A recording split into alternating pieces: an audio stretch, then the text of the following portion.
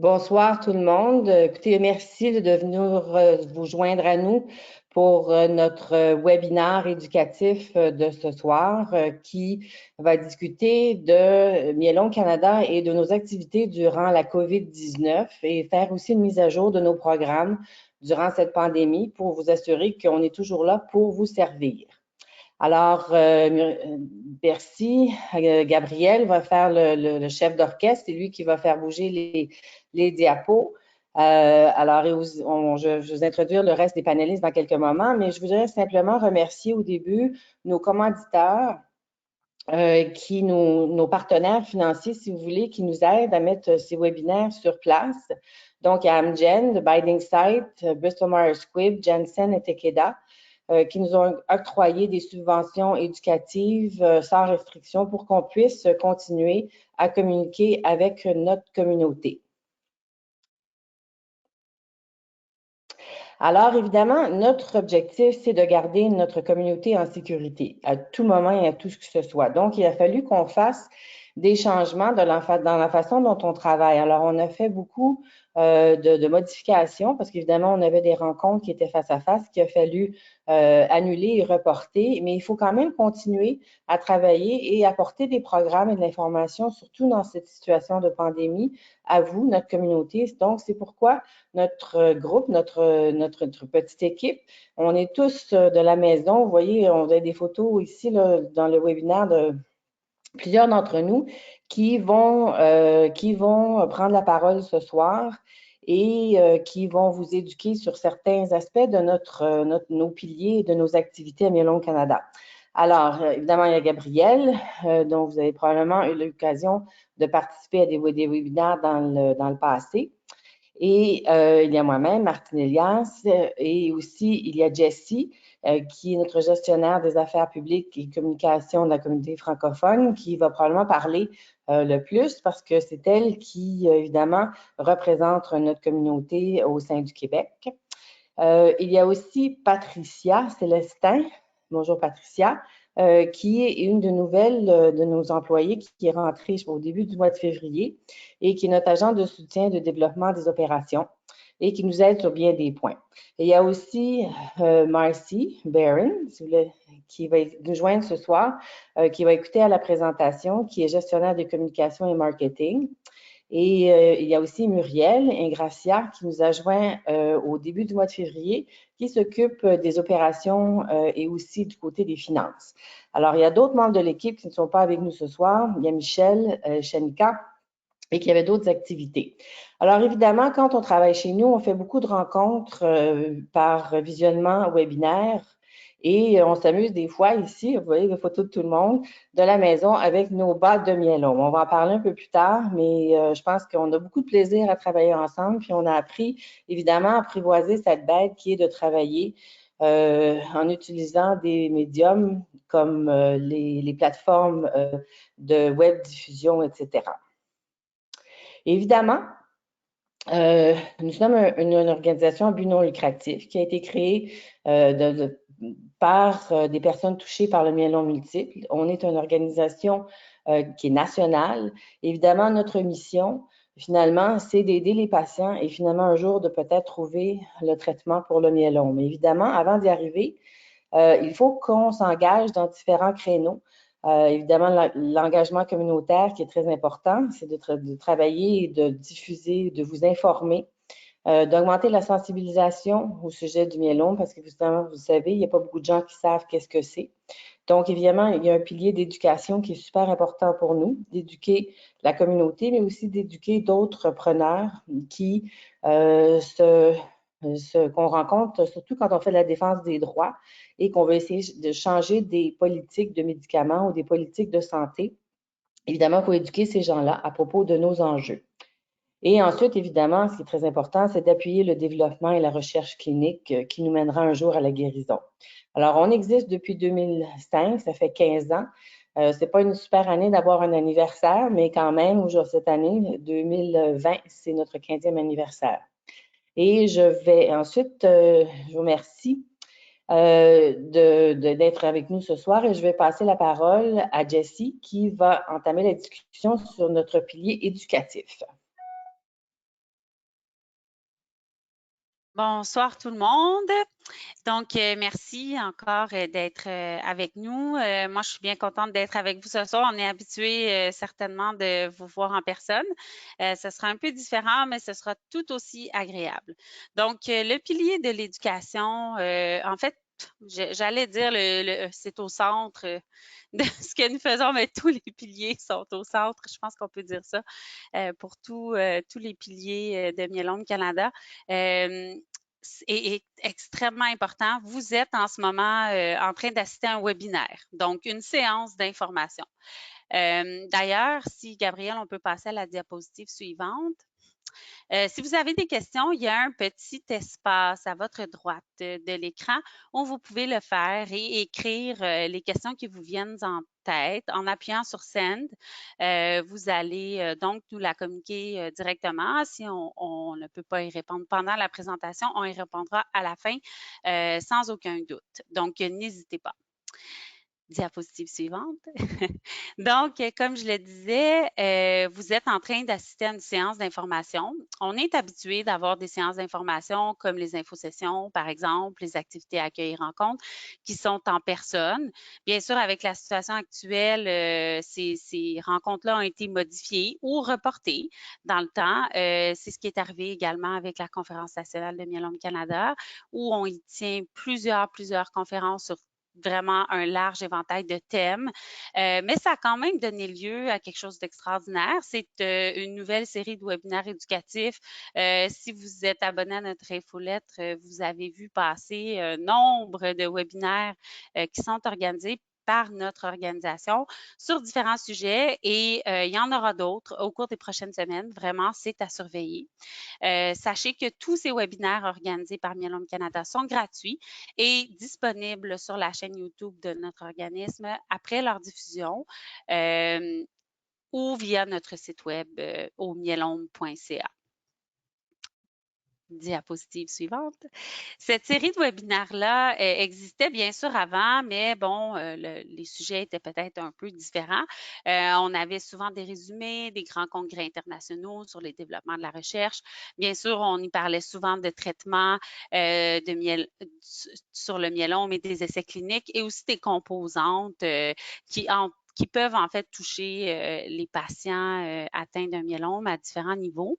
Ce que vous allez voir dans les prochaines semaines, c'est, comme je l'ai dit, un large éventail de thèmes, puisqu'on essaie de pallier aussi au fait qu'on n'a pas pu se rencontrer à la conférence nationale et on ne pourra pas se rencontrer pour les prochaines infosessions.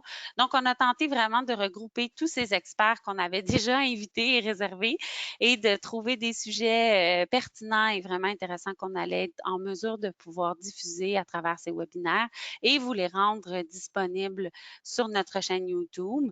Donc, prochainement, le Conseil consultatif des patients va faire une présentation. Il y aura également des webinaires qui vont être un peu plus en lien avec la situation que nous vivons présentement, comme la gestion de la santé mentale pendant la pandémie de la COVID-19.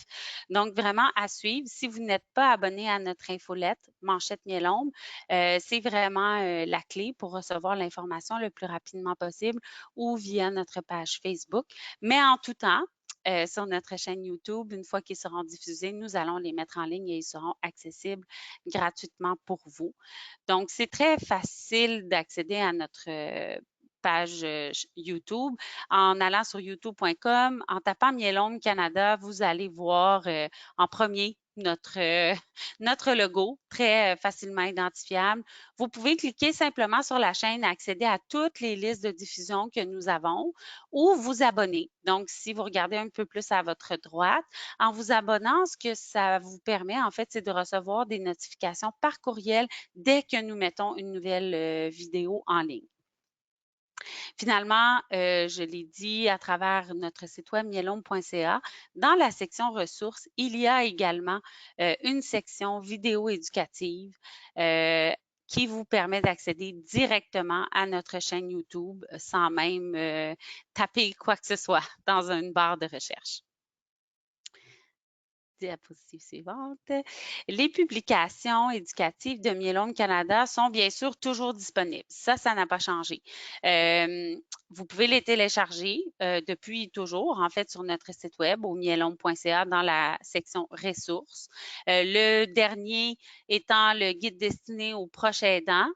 Si vous ne l'avez pas encore consulté, je vous conseille fortement d'aller y jeter un coup d'œil. Un guide très complet qui s'apparente en fait au guide qui avait déjà été fait depuis les tout débuts, qui est le guide destiné aux patients, mais qui s'adresse exclusivement aux proches aidants. Ce que nous allons voir dans les prochaines semaines, prochains mois, donc le premier sur la liste étant un info-guide sur la gestion de la douleur et la fatigue, c'est le prochain à être mis en ligne. Et ensuite, il y en aura un sur le MGOS et le myélome indolent et également un très attendu, un infoguide sur le myélome et ses responsabilités financières. Si vous souhaitez avoir des copies papier, c'est toujours possible. Donc, il suffit vraiment de nous écrire à contact-myélome.ca et nous allons pouvoir vous en faire parvenir une sans problème. Les vidéos éducatives de Myélome Canada, donc sur notre chaîne YouTube, il y a effectivement les enregistrements des webinaires qu'on nous organisons, mais on a toute une série de vidéos qu'on a mis en application dans les dernières années. Particulièrement dans la dernière année, ça a été très actif. D'abord, celle que vous connaissez probablement si vous êtes abonné à notre infolette ou si vous êtes abonné à notre page Facebook, la série Info Vidéo, vous vouliez savoir. Donc, nous avons une nouvelle vidéo chaque mois qui répond à une question précise qui nous a été posée pendant une des nombreuses sessions d'information qu'on a tenues à travers le temps.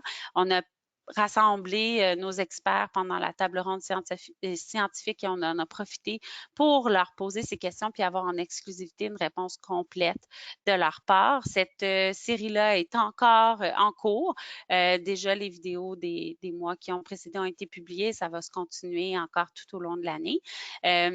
Sur la chaîne YouTube, vous avez accès aussi à des vidéos un peu plus spécifiques, comme les vidéos éducatives animées sur tableau blanc, qui sont là pour vous expliquer des concepts ou même pour que vous soyez en mesure d'expliquer des concepts un peu plus compliqués, comme les divers traitements qui sont disponibles, par exemple, ou vraiment comprendre l'essence des essais cliniques. Et bien sûr, à travers le temps, on a eu de nombreux patients qui ont participé à des vidéos qu'on a eu la chance de faire avec eux, qui nous expliquent leur parcours. Donc, ce sont des vidéos très inspirantes qui sont également disponibles en tout temps sur notre chaîne YouTube. Donc, myélome.ca, section ressources ou chaîne YouTube Myélome Canada. Sur le site web, vous avez la chance d'avoir non seulement accès aux ressources dont je viens de vous parler, mais également à une foule d'informations inimaginables. En fait, ce site-là est très, très, très complet. Vous y trouverez tout ce que vous cherchez sur le myélome, sur les traitements, sur les essais cliniques, mais également sur l'accès au traitement et la défense des droits. Bien sûr, on y parle de nos événements et de la communauté, bien sûr, des groupes de soutien, mais vraiment, tout y est.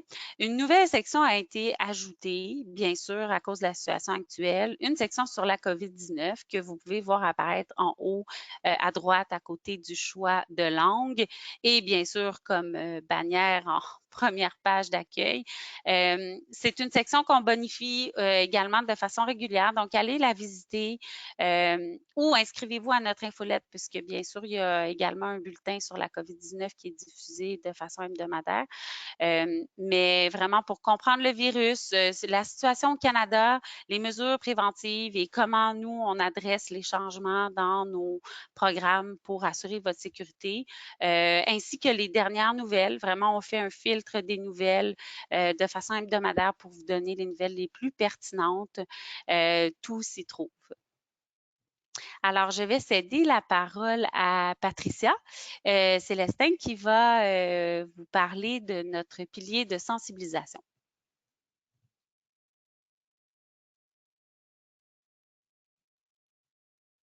Alors, merci je veux dire bonsoir. Merci d'avoir assisté à la présentation.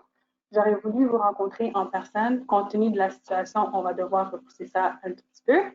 Alors, pour la sensibilisation, il y a plusieurs façons de rester connecté avec Myelome Canada. Gabriel, merci. Il y a d'abord la manchette Myelome qu'on publie chaque mois. On y retrouve les dernières nouvelles sur la recherche, l'accès aux médicaments, les essais cliniques. Puis c'est une opportunité d'en savoir davantage sur les programmes par Myelome. Être abonné à l'infolette, ça permet aux abonnés de rester de communiquer avec la communauté canadienne du myélome, de lire davantage sur les témoignages de la communauté et d'en savoir plus sur les événements. Alors, si vous n'êtes pas encore abonné, je vous invite à visiter notre site web pour le faire. Compte tenu de la situation actuelle sur la COVID-19, nous nous sommes engagés à fournir les informations les plus fiables et les plus récentes. Pour ce faire, on a créé un bulletin d'information hebdomadaire. Dans ce bulletin d'information, on retrouve un résumé des informations, les outils, les webinaires et les ressources qui ont été publiés dans notre nouvelle section web sur la COVID-19 durant la semaine. Toutes les personnes qui sont présentement abonnées à notre infolette recevront automatiquement chaque semaine le bulletin d'information. Alors, encore une fois, si ce n'est pas toujours fait, vous pouvez toujours visiter notre site web.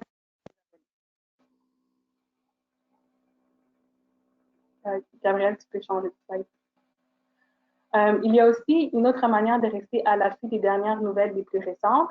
Ça, c'est de vous abonner sur les médias sociaux, que ce soit Facebook, Twitter, Instagram, YouTube et LinkedIn. On partage ou on publie les informations que l'on trouve pertinentes et importantes pour la communauté du Myélome. Il ne faut pas oublier que tous les webinaires qui ont été filmés et produits par Myélome Canada sont disponibles gratuitement sur notre chaîne YouTube. Pour notre 15e anniversaire, nous avons mis en place une campagne de sensibilisation et de dons audacieuse. On cherchait à faire connaître le myélome, vu que c'est une maladie peu connue. Qu'est-ce qu'on voulait? C'était mettre de l'avant les visages des personnes qui se battent chaque jour pour le myélome. On voulait leur permettre de pouvoir s'exprimer, de vulgariser. Puis aussi, c'est une façon de démontrer que c'est tout le monde qui est touché par le myélome. Pour ce faire, on a utilisé les médias sociaux, les publicités numériques, on a fait aussi de la publicité sur le site web et on a utilisé les publi-postages. Puis, cette campagne était en 2 volets. Le deuxième volet, c'était Bas le myélome santé. Dans le fond, ça consistait à vendre des faisant la promotion, encore une fois, de la sensibilisation pour la maladie.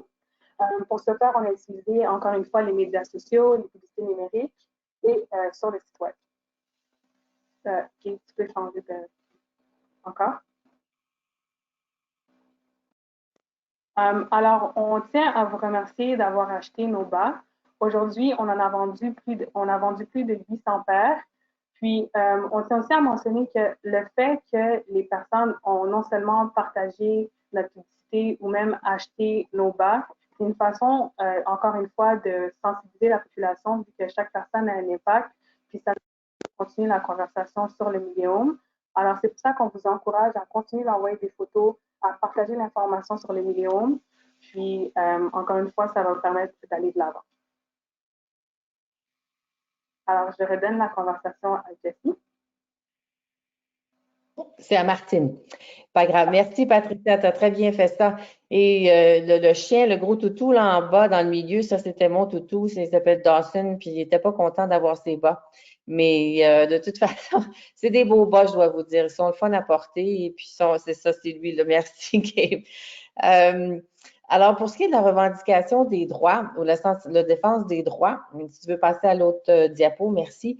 Évidemment, nous, à Myélome Canada, c'est très important de se faire connaître, mais aussi de faire connaître nos enjeux parce qu'on a besoin d'avoir accès aux médicaments qui doivent être remboursés. Et évidemment, les provinces, on sait que les ministères de la Santé à travers le Canada, ils vont regarder souvent leurs sous, puis ils vont débourser pour le remboursement des médicaments en faisant des évaluations très, très, très sérieuses et très profondes. Donc, c'est important qu'on se fasse valoir. Alors, comment on fait ça? Bien, évidemment, on va faire des sondages auprès des patients pour déterminer quels sont vos besoins, quelles sont vos impressions ou vos désirs vis-à-vis des médicaments et pourquoi certains médicaments sont mieux que d'autres et pourquoi on devrait y avoir accès. Alors ça, c'est une chose qu'on fait quand même assez souvent. D'ailleurs, on va envoyer, vous avez déjà reçu dernièrement un sondage pour le daratumumab par voie intramusculaire. Et il va y avoir un autre médicament qui va être évalué au cours de l'année qui s'appelle le isatoximab, qui est semblable au daratumumab. Et je suis sûre que les patients qui peuvent être peut-être en ce moment sur le daratumumab vont trouver quand même ça plus intéressant de recevoir ce médicament de façon subcutanée au lieu d'avoir le médicament par voie intraveineuse. Alors, on fait aussi des sondages pour déterminer quels sont les enjeux au niveau de la santé pour nos patients et pour déterminer quels sont les points sensibles dans lesquels il faut œuvrer pour changer la façon dont les gouvernements et les politiques de santé sont faites. Alors, on parle en ce moment beaucoup des enjeux au sujet des prix des médicaments. Il y a une section du gouvernement fédéral qui a commencé à regarder et se pencher sur la question, mais évidemment, c'est sûr que d'avoir des différentes politiques qui peuvent amener plus de médicaments, c'est ce qu'on veut, mais si ces politiques-là ne sont pas propices aux compagnies ou aux médicaments de venir au Canada, bien évidemment, on va avoir des problèmes de ce côté-là. Alors, il faut qu'on se fasse entendre. Et on parle souvent au Canada d'une liste de médicaments pan-canadienne où tous les médicaments vont être les mêmes à travers toutes les provinces. Mais dans ces cas-là, on ne veut pas que ce soit la moins bonne province dont la liste qui va être primée. Alors, il faut s'assurer que notre voix est bien entendue. Alors, on fait aussi des journées de sensibilisation dans les différentes provinces. Cette année, on devait en faire une dans l'Ouest, mais évidemment, ça a été reporté. L'année dernière, en 2019, on l'a fait à Québec et ça a été un super succès. Et puis, je remercie tous ceux qui sont participés. C'était une des meilleures dans laquelle j'ai pu m'engager. Et évidemment, on publie des mémoires sur nos positions du côté des positions sur la santé publique, la santé des médicaments. Et on est vraiment très primé par d'autres organisations et surtout les groupes ou les différents organismes de santé publique qui viennent nous voir et nous demandent notre opinion. C'est très rare qu'il n'y a pas une grosse conférence qui est organisée où on ne se fait pas demander à Myélome Canada de participer ou au moins d'être membre d'un panel pour discuter des enjeux vis-à-vis de notre communauté. Donc, on est petit, mais on est très bien entendu. Gabe, prochaine, merci. Évidemment, en pandémie, la COVID-19, il ne faut pas flâner, ça nous cause des problèmes. Évidemment, on le connaît, les problèmes que ça peut causer à notre communauté, mais il y a des problèmes qui sont primordiaux pour nous et ce qui sont très importants, c'est la santé des patients et de protéger nos patients parce qu'évidemment, on essaie d'aller de moins en moins dans des centres, dans les cliniques, dans les hôpitaux pour recevoir des médicaments. Les médecins, je suis sûre, ils font du télétravail, ils font de la télémédecine, et à ce moment-là, on veut essayer d'éviter que les patients se rendent dans les centres hospitaliers. Donc, il y a peut-être des patients qui sont sur des traitements où ils ont besoin d'avoir un soin intraveineux ou un intramusculaire. Alors, est-ce qu'on peut trouver un autre moyen pour que ces patients-là prennent un autre médicament qui va être semblable à ceux qu'ils auraient pris de façon habituelle, mais qui peuvent le prendre d'une voie orale? Donc, on essaie d'éviter le nombre de visites qui ne sont pas nécessaires pour les patients à aller dans les hôpitaux. Donc, on pourrait peut-être changer des médicaments pour un autre. Évidemment, ça va assurer la sécurité des patients. Deuxièmement, il y a, évidemment, on le sait, l'impact de la pandémie crée des problèmes du côté des employés, des employeurs où les gens vont vont être mis à pied pendant un certain temps ou vont perdre leur emploi. Et souvent, ces patients-là, ces gens-là sont couverts par les assurances privées qu'ils peuvent avoir de la générosité de leur employeur ou de celui de leur conjoint. Mais alors, qu'est-ce qui arrive à ces patients qui sont traités par des médicaments qui sont remboursés par les assureurs privés, qui maintenant deviennent la charge des assureurs publics? Est-ce qu'ils vont être capables de changer ou de transmettre leurs médicaments à un nouveau payeur? Donc, ça peut engendrer des conditions ou des enjeux qui sont quand même assez difficiles et qui peuvent poser certains problèmes pour certains patients.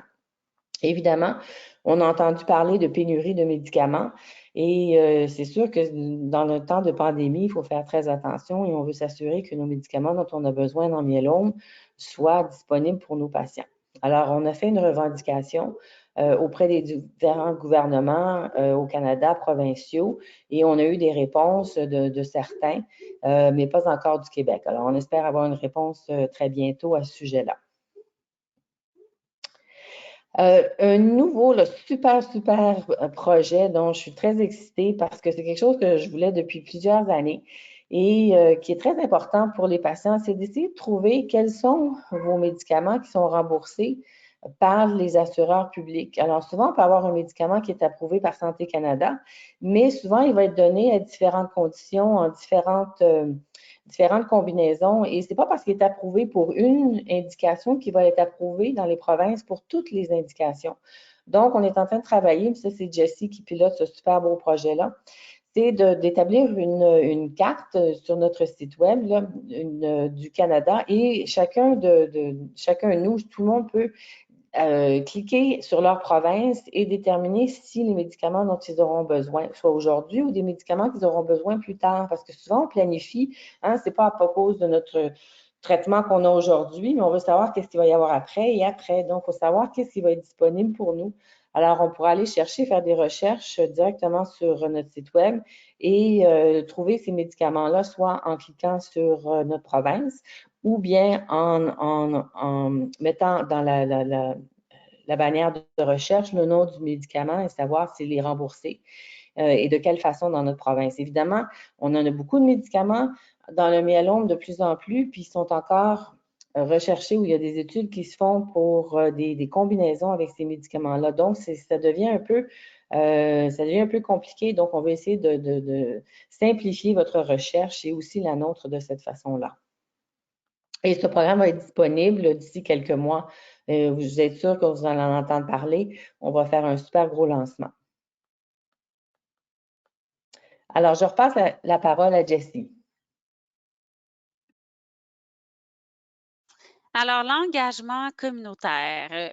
Celui-ci, ce pilier, je peux vraiment dire qu'il est au centre de tout ce que nous faisons, puisqu'on parle de la communauté. Ça commence par notre réseau de groupes de soutien qui compte maintenant 44 groupes à travers le pays, qui sont gérés de façon bénévole par des patients et des proches aidants localement. Donc, il n'y a pas de mots, en fait, je pense, pour leur dire à quel point on est heureux de les avoir avec nous parce que nous, physiquement, nous sommes à Montréal. Donc, le soutien par les pairs, c'est extrêmement important. Puis d'avoir une couverture aussi large que dans un pays comme le Canada, ça prend des gens comme nos leaders de groupes de soutien. Donc, si vous souhaitez avoir plus d'informations concernant le réseau de groupes de soutien ou l'implication, en fait, que ça comporte de se lancer dans la création d'un groupe de soutien ou même d'en faire partie, vous pouvez contacter Michelle Oana, qui est directrice du développement et des relations communautaires par courriel. Son adresse figure à l'écran. Ces groupes de soutien, évidemment, étaient habitués de se rencontrer en personne, hein, comme on le faisait tous avant la pandémie. Donc, on a dû mettre en place très rapidement des solutions virtuelles pour les aider à s'organiser et à se rencontrer et à s'offrir, en fait, le soutien et l'information dont ils avaient besoin de façon régulière. Ça a été très bénéfique, le succès, tout semble bien fonctionner. On a d'abord obtenu une licence Zoom pour permettre donc à nos leaders de tenir des rencontres de façon virtuelle où tout le monde peut se voir et échanger. Une petite formation leur a également été offerte pour les aider à utiliser cette plateforme. Puis on a fait la même chose pour la création de groupes virtuels sur Facebook. On en avait déjà des groupes qui avaient leur propre groupe sur Facebook et qui communiquaient de cette façon-là. Mais évidemment, avec la situation qu'on vit aujourd'hui, ça devient une solution très intéressante. Bien sûr, on a augmenté le nombre de mises à jour qu'on a pu faire sur notre site web récemment pour les aider et pour qu'ils demeurent outillés à transmettre en fait l'information à leurs membres. Si vous voulez trouver un groupe de soutien localement, vous pouvez également aller sur notre site web myelome.ca.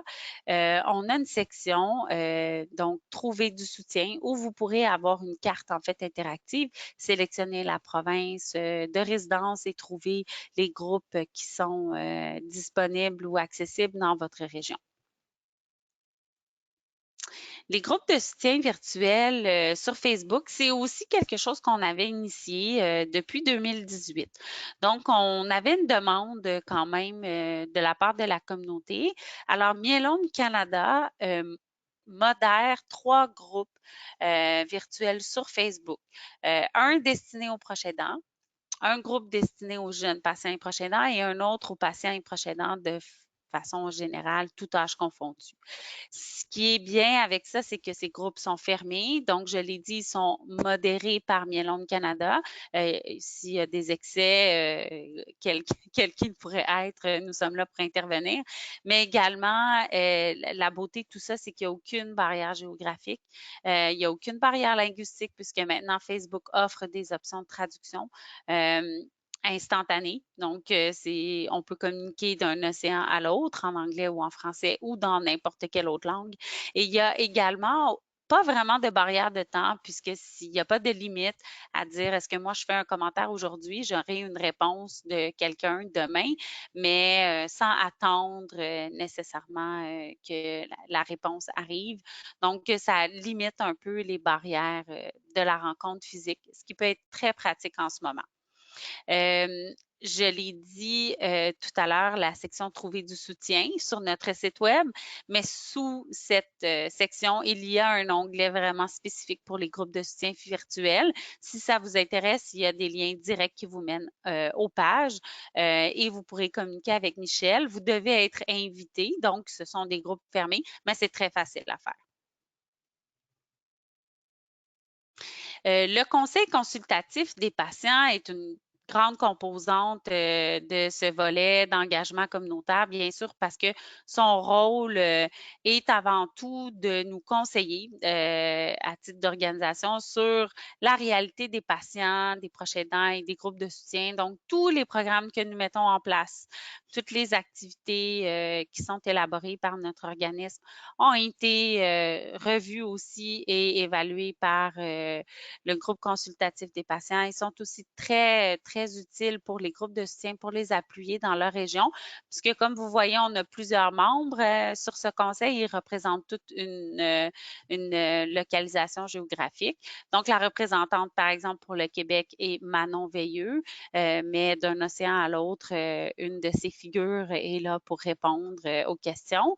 Il y a un webinaire, donc le 14 mai, en français à 13 heures, qui va être diffusé. Donc, les membres du Conseil consultatif des patients seront là pour se présenter et aussi expliquer l'offre de services et de soutien qu'ils peuvent donner aux membres de la communauté. Pour plus d'informations, visitez notre site web myelome.ca dans la section des webinaires. Alors, pour compléter aussi cet engagement, on se doit en tant qu'organisation d'offrir des outils qui correspondent aux besoins de notre communauté. Et ça commence par une personnalisation, hein. On consulte beaucoup avant de créer pour s'assurer que c'est vraiment quelque chose dont les personnes qui sont affectées ont besoin.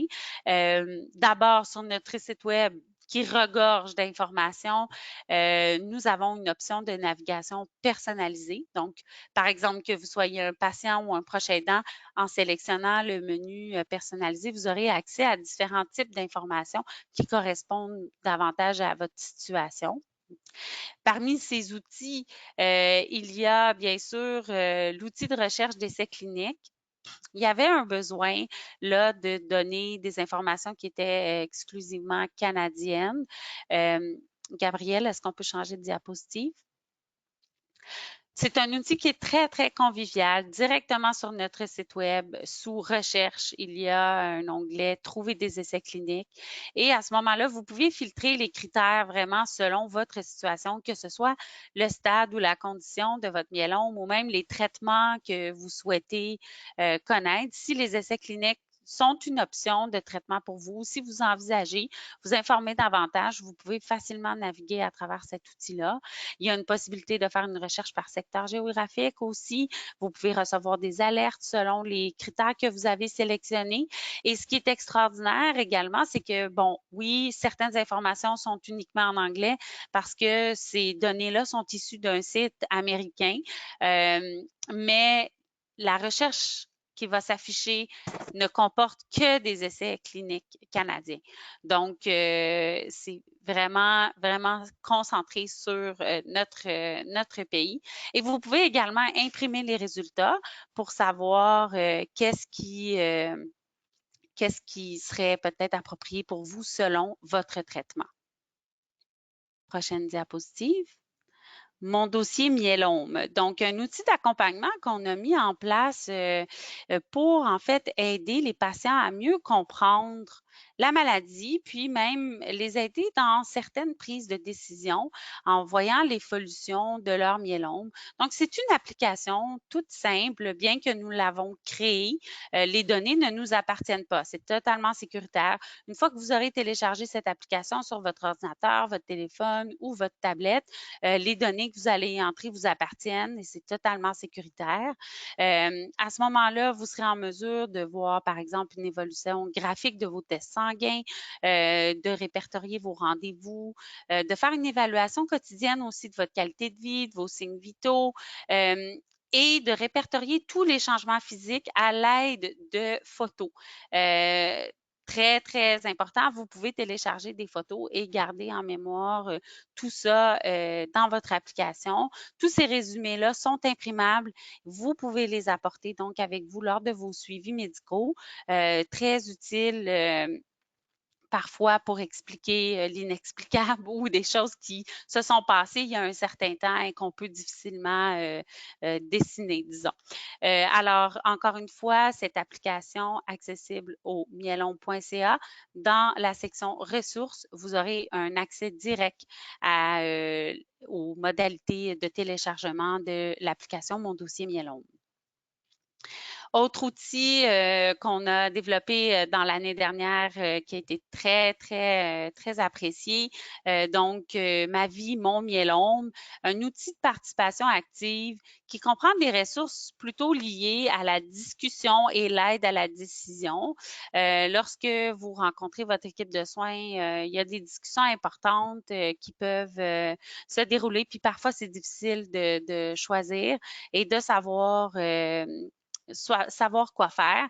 Donc, on a mis en place des guides pour vous aider à prendre ces décisions importantes et à mieux comprendre, en fait, les étapes qui pourraient suivre ou qui ne suivraient pas. Donc, vraiment un micro-site, comme on l'appelle, très complet. On vous met également un accès direct à notre application Mon dossier myélome et à l'outil de recherche d'essais cliniques personnalisés. D'autres liens utiles y sont présents et bien sûr, au cours de l'année 2020, on va y ajouter le navigateur d'accès aux médicaments dont Martine parlait tout à l'heure et l'infoguide le myélome et les responsabilités financières, sujet très, très important en ce qui a trait à la gestion d'un myélome. Donc, ce microsite a sa propre adresse qui est monmyélome.ca, mais si vous vous rendez sur myélome.ca dans la section ressources, vous aurez également un accès direct à cet outil. Et bon, pour terminer l'engagement communautaire, je ne peux pas ne pas parler de la marche myélome multiple. Si vous nous suivez, vous connaissez cet événement qui est l'événement signature de notre organisation qui a fêté un anniversaire très important aussi récemment. Donc, bien sûr, avec la pandémie, on suit de très près les développements. L'automne prochain, peut-être que nous ne serons pas en mesure de marcher notre traditionnel 5 km ensemble, mais nous avons mis tout en place pour que nous puissions quand même faire des pas à distance virtuellement ensemble pour le myélome. Donc, on a intégré à notre site marchemielombe.ca où vous pouvez vous inscrire dès maintenant à l'une des marches des communautés participantes, un nouveau calculateur de distance personnelle. Donc, dans le centre du participant, il n'y a vraiment rien qui a changé pour ceux qui sont des habitués de la marche. Une fois qu'on est inscrit, on a accès à un centre du participant où on peut entrer toutes nos informations personnelles, faire des lettres de sollicitation, mémoriser nos contacts. Et maintenant, on a la possibilité d'entrer un objectif de distance qu'on aimerait parcourir d'ici la date de la marche à laquelle on s'est inscrite et de faire une mise à jour de façon régulière. Alors, si moi, j'ai 100 km à parcourir dans mon objectif, est-ce que chaque semaine, j'en ferai, par exemple, 1, 2, 4 ou 5? C'est possible pour moi de faire une mise à jour et de suivre mes progrès, mais c'est possible pour les autres qui vont m'encourager de suivre mes progrès aussi. Et ce qu'il y a vraiment de merveilleux avec cette nouvelle particularité, c'est qu'à la fin de tout ça, que la marche ait eu lieu physiquement ou pas, on pourra calculer le nombre total de kilomètres que tous les membres de notre communauté auront parcouru ensemble pendant la campagne de la marche Miellonde multiple. Donc, vraiment, si vous le souhaitez, visitez marchemiellonde.ca. Vous pouvez vous inscrire à la marche qui est la plus près de chez vous et vous fixer un objectif jusqu'à cette date. En essayant d'amasser des dons pour la cause et d'encourager la sensibilisation au mielome. S'il n'y a pas de marche dans votre communauté, il reste que la marche virtuelle sera active, elle, jusqu'à la fin de la campagne. C'est juste que ça va vous donner un petit peu plus de temps pour obtenir votre objectif. Diapositive suivante. Donc, le dernier pilier dont on va parler ce soir, mais non le moindre, la recherche. La recherche est vraiment essentielle. En fait, les développements qu'on a vus dans les dernières années ne seraient pas arrivés sans la recherche. Et c'est pourquoi que depuis les débuts, en fait, déjà 10 ans l'année dernière pour la table ronde scientifique de Mielome Canada, mais depuis les débuts, lorsque cet événement-là a été créé, on voulait vraiment que ce devienne un incubateur d'idées pour le développement des essais cliniques au Canada et c'est devenu une rencontre incontournable qui est la seule en fait du genre au pays, qui regroupe l'année dernière environ 120 participants. On a les experts canadiens en myélome les plus réputés qui proviennent de partout au pays, mais aussi des États-Unis et de l'Europe. Des infirmières maintenant participent à cet événement-là, bien sûr de nombreux partenaires de l'industrie et le conseil consultatif des patients y est. Cette année, est-ce que la rencontre aura lieu physiquement ou pas? On ne peut pas le dire, mais certainement, elle ne sera pas mise de côté, puis on va s'assurer que ces grands esprits se rencontrent encore. À travers le temps, on a participé à la recherche canadienne de différentes façons. Oui, la table ronde scientifique en est un très bon exemple, mais on a collaboré quand même à la création du réseau de recherche de Myélome Canada qui regroupe vraiment les plus grands experts et qui initient des essais cliniques novateurs ici même au pays. On a contribué également à la création de 2 chaires de recherche universitaires, une à Toronto, mais également une à Montréal, donc à l'hôpital Maisonneuve-Rosemont, qui fait un excellent travail et dont vous entendez probablement parler très souvent. On a remis de nombreuses bourses à des chercheurs canadiens grâce à des partenariats comme avec la Société de recherche sur le cancer. Et tout récemment, l'année dernière, on a même mis en place un programme d'aide aux jeunes chercheurs qui souhaitent se spécialiser en myélome à travers un programme de bourse en l'honneur du docteur Andrew Belch. Nouveauté également cette année du côté de la recherche, qui est le partenariat pour l'établissement des priorités en recherche sur le myélome. On a lancé cette initiative-là en 2019, donc à l'automne. C'est quand même assez récent, mais l'objectif était vraiment d'orienter les initiatives qui allaient être prises en matière de recherche au pays selon les priorités des patients. Donc, on a eu déjà 500 participants qui ont participé à notre première phase et de ça, en est apparu 4000 questions, donc qui nous adresse vraiment des problématiques, des questionnements sur la recherche sur le myélome au pays. Les patients ont des préoccupations et nous les entendons. Donc, suite à ça, une synthèse sera effectuée pour que nous puissions lancer une deuxième phase à l'été 2020. Donc, surveillez dans notre infolettre manchette myélome, évidemment, les détails de la deuxième phase seront annoncés. Et si vous voulez plus de détails pour l'instant sur le PEP, comme nous l'appelons amoureusement, vous pouvez visiter la section recherche de notre site web myélome.ca. Et je vais terminer avec une nouvelle publication à peine sortie du four, un projet que Gabrielle coordonne depuis un bon moment déjà, les lignes directrices canadiennes sur le diagnostic du myélome. Donc, on a fourni à travers Gabrielle surtout un grand soutien logistique et bien sûr un soutien financier pour la création et la publication des lignes directrices consensuelles sur le diagnostic d'un myélome et des troubles connexes. On voulait vraiment trouver une façon de rassembler justement ces grands esprits qu'on a qui travaillent en recherche sur le myélome et de les amener à mettre des lignes directrices communes.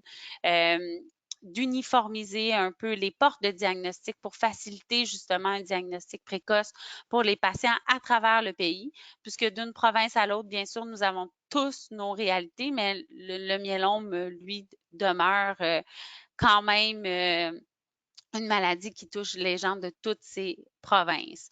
La prochaine publication qui est prévue de ce projet sera annoncée bien sûr dans notre infolette et concernera vraiment les soins de support qui sont offerts aux personnes atteintes d'un myélome. Donc, tous les soins qui sont offerts en parallèle et qui entourent et qui peuvent découler en fait des problématiques liées au myélome.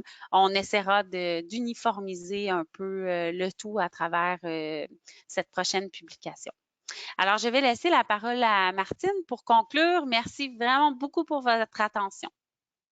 Mais je te remercie beaucoup, Jessie. Je remercie Patricia, Gabrielle, Marcy et Muriel pour être avec nous ce soir. Je pense qu'on a fait vraiment un super beau survol de nos activités qui sont reliées à chacun de nos piliers. Et je vais te demander, Gabrielle, de nous passer des questions qui ont été posées. Là, il nous reste quand même un bon 13 minutes pour voir s'il y a des questions. Merci, Martine. Tout d'abord, bonsoir tout le monde. Je suis content d'être ici ce soir pour aider avec les questions. C'est moi le gardien, comme on dit, le gatekeeper en anglais. Alors, on a eu quelques questions. La première question, c'est à propos de la marche du myélome multiple. Alors, on a parlé d'un calculateur de distance personnalisé. On a aussi parlé des équipes. Alors, est-ce que c'est possible de participer à la marche comme individuel, alors sans équipe, ou même participer sans utiliser le calculateur à distance personnalisée? Oui, tout à fait. En fait, on peut s'inscrire en tant qu'individu, on peut s'inscrire au sein d'une équipe, on peut être capitaine d'équipe, on peut être un membre de l'équipe.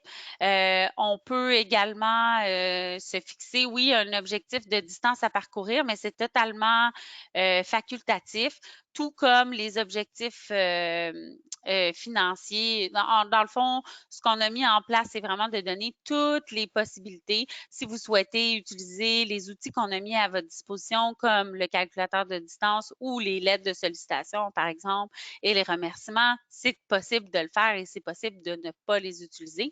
La seule chose qui est obligatoire lorsqu'on s'inscrit à la marche, c'est de s'inscrire à la marche en incluant notre nom. Donc, et une adresse courriel valide. Voilà. Merci, Jessie. Alors, la prochaine question, on entend beaucoup de nouvelles à propos du COVID-19 et le traitement et les essais cliniques. Alors, quelqu'un nous demande, est-ce qu'il y a des données à propos de le traitement du myélome, par exemple, le lenalidomide ou le Revlimid, Est-ce que il y a un effet, quelques médicaments de myélome, est-ce qu'ils ont un effet sur le virus de la COVID-19? Mhm. Tu veux que je vais commencer, Gabriel, sur la question? C'est sûr qu'il y a il y a beaucoup de choses qu'on apprend à tous les jours sur la COVID-19 et de jour en jour, c'est un virus qui nous surprend et il y a plein de choses qu'on ne s'attendait pas du tout.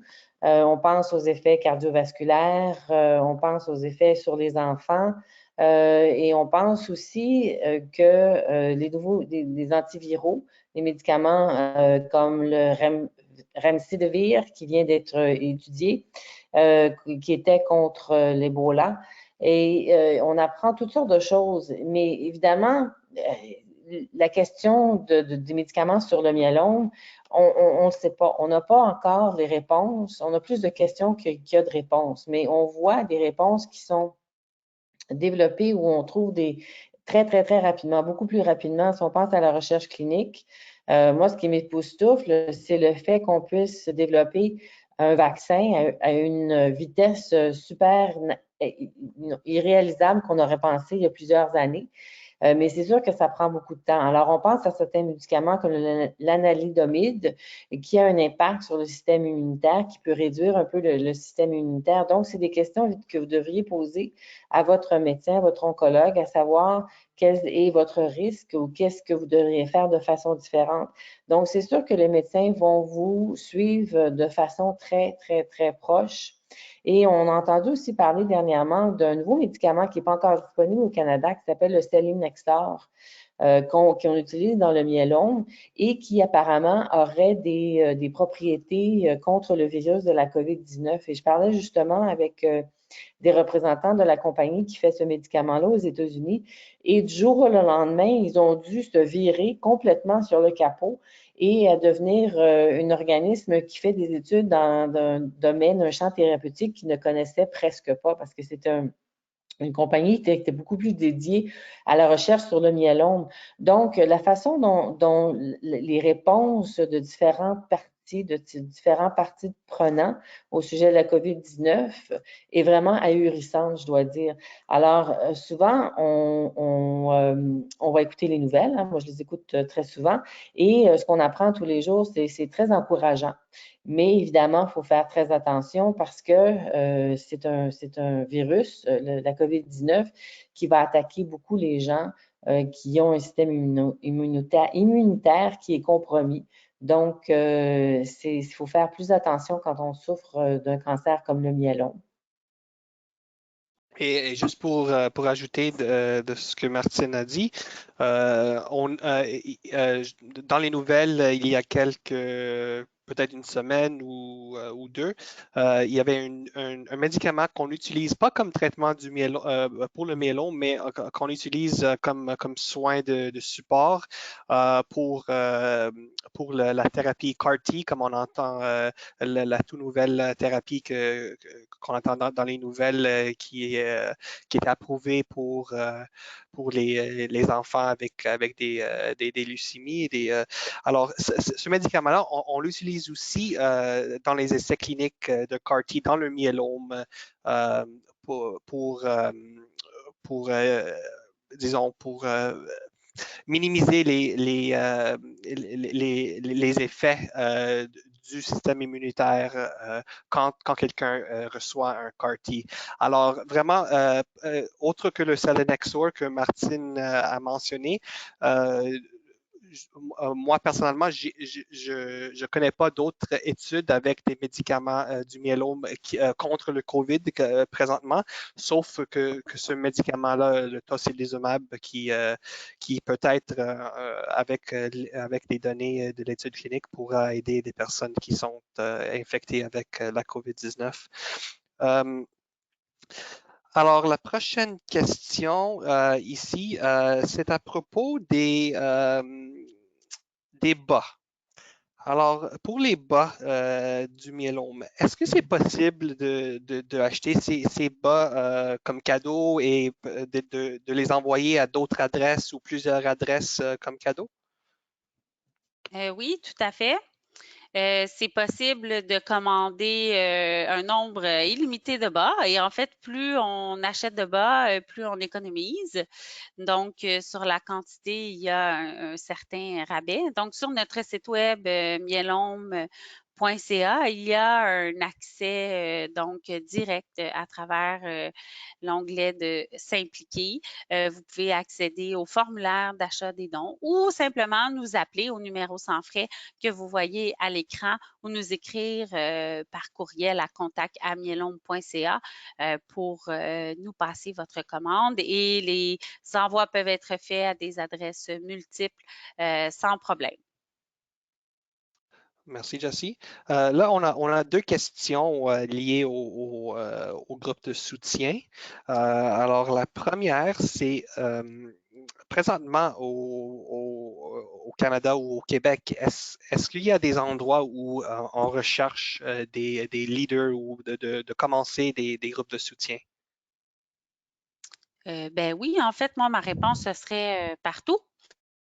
Dans le sens où on a des groupes existants, mais même ces groupes ont besoin d'aide. Ce qu'on réalise de plus en plus, je pense, à travers les années, c'est que les groupes où on a plusieurs leaders fonctionnent aussi très bien parce que ça donne une certaine pause. Lorsque ça va moins bien pour un, peut-être l'autre peut prendre la relève. Parfois, on a des compétences aussi qui sont différentes. Certains vont être mieux pour communiquer peut-être avec les membres, alors que d'autres vont préférer prendre la logistique ou l'organisation des rencontres. En ce moment, je dirais, si vous avez un atout technologique quelconque, c'est le temps de lever la main où que vous soyez, parce que clairement, en ce moment, on a besoin de ça, puis tout est à apprendre pour certains de nos membres. C'est certain que pour l'instant, par exemple, au Québec, on a quand même un groupe à Montréal, on a un groupe sur la Rive-Sud, on a un groupe dans les Laurentides, on a un groupe à Québec, on a un groupe en Estrie et on a un groupe en devenir à Drummondville. Mais rien n'est fermé, tout est possible. Même les groupes existants ont besoin d'aide. Donc, vraiment, consultez la liste. S'il y a déjà quelqu'un près de chez vous, contactez-le directement. Et sinon, contactez-nous. On va tout mettre en place pour vous aider à créer un groupe. OK, merci, Jessie. Et la deuxième question à propos des groupes de soutien, c'est comment est-ce qu'on on sait si un groupe de soutien a une page Facebook? En fait, ils peuvent nous appeler ou nous écrire d'abord si vous le souhaitez. Si vous n'êtes pas certain, si vous nous posez la question, c'est certain que nous, on va être au courant. Mais normalement, dans la section Trouver du soutien, tous ces groupes-là ont leur propre accès sur notre site web. Donc, ils ont une mini-page d'informations qu'ils peuvent compléter avec ou sans notre aide. Et normalement, s'ils ont un groupe Facebook, ce sera affiché. Si ça ne l'est pas et que vous voulez vraiment vous assurer que ce n'est pas le cas, vous pouvez les contacter directement ou nous appeler ou nous écrire. Parfait. La prochaine question, c'est à propos des études cliniques pour le myélome. Alors, pendant la pandémie de la COVID-19, est-ce que les études cliniques, ils se font encore ou est-ce qu'ils sont sur pause? Et une question que je viens de recevoir qui est liée à ça, c'est simplement, mais par exemple, pour un médicament comme le Selinexor, si on fait la recherche sur le COVID-19, est-ce que ça réduit la recherche sur le myélome? Veux-tu que je prenne ça, Gabriel? Oui, si. Oui. Ouais. Je vais commencer par la dernière question. Si ça réduit la recherche sur le myélome, je ne pense pas. Évidemment, la compagnie qui fait Selinexor, Karyopharm, doit continuer son développement clinique pour le myélome. Donc, ils ont dû redoubler leur recherche et investir des ressources pour faire de la recherche sur les bénéfices de Selinexor sur la COVID-19. Mais c'est une bonne question que je vais leur poser d'ailleurs. Ça me donne une opportunité d'en discuter avec eux. Pour ce qui est de la recherche clinique en général, évidemment, on regarde les compagnies pharmaceutiques. Les dernières à qui j'ai parlé m'ont indiqué que la recherche clinique continue, évidemment d'une façon différente. Ils ont dû adapter très, très rapidement leur protocole de recherche, surtout pour évaluer s'il y avait vraiment besoin de faire venir des patients à la clinique pour faire des suivis. Alors, ils ont trouvé des façons différentes, dont la télémédecine, de le faire par téléphone ou bien par web diffusion avec les infirmières de la recherche. Évidemment, c'est sûr que ça peut causer des problèmes pour transmettre des données. Alors, ils ont établi différentes méthodes de transmettre toute l'information du centre de recherche à la compagnie pharmaceutique.